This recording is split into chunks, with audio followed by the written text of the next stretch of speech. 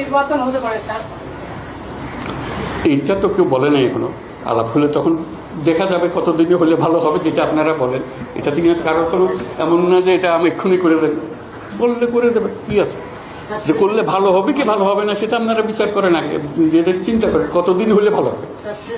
আপনি একজন নোবেল বিজয়ী এবং এক বিশ্ব বরেণ্য ব্যক্তিত্ব, আপনি কি মনে করেন যে এই জাতি কি সারা পৃথিবীতে যে জাতির ভাবমূর্তি ক্ষুণ্ণ হয়েছে, জাতি কি মাথা উঁচু করে দাঁড়াতে পারবে কিনা? যেটা আমি সবসময় বলে আসছি, আবারও বলি, এই জাতির সম্ভাবনা অসীম।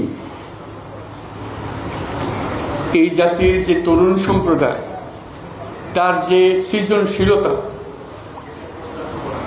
তার যে উদ্যম অন্য জাতির তুলনায় অনেক অনেক বেশি।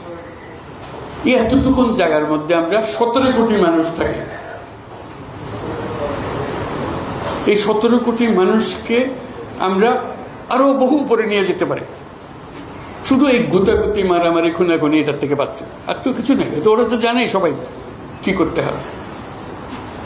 কাজে উপর অন্যরা কি মনে করলো সেটা শীতের দুঃখ পাওয়ার চাইতে বড় কথা হলো এতে এসছে। বড় কথা হলো যে আমরা নিজেদেরকে কি দেখতে চাই, আমাদের স্বপ্নটা কি, আমাদের স্বপ্ন আমরা বাস্তবায়ন করব। এবং আমাদের স্বপ্ন বাস্তব, আমাদের যে স্বপ্ন, আমাদের যে ক্ষমতা, এটা যদি আমরা করি, পৃথিবীর মানুষ এমনি ভাবা দেবে। পৃথিবীর বহু দেশে তো যাই, কাজে দেখি এর চাইতে ঘনিষ্ঠ একটা জাতি, পরিবারভুক্ত জাতি খুব কম দেশে আছে। আমরা ভাগ্যবান জাতি সেই হিসেবে। কাজেই আমাদেরকে সেই লক্ষ্যে যেতে হবে। বলুন।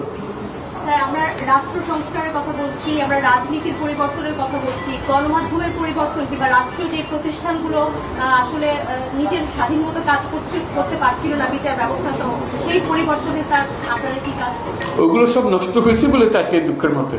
কাজে আপনি এটা যদি পরিষ্কার না করেন আর যাবেন কোথায়, আবার বর্বরতার মধ্যে থেকে গেলেন। কাজে এটা পরিষ্কার করতেই হবে, এটার কোনো বিকল্প নেই।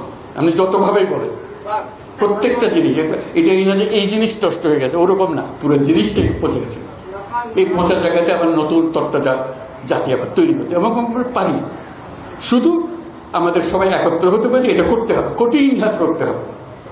কঠিন যদি না হন এটা পারবে না, ওই থেকে যাবে, মানে বীজ থেকে যাবে, বীজ থাকলে বিপদ।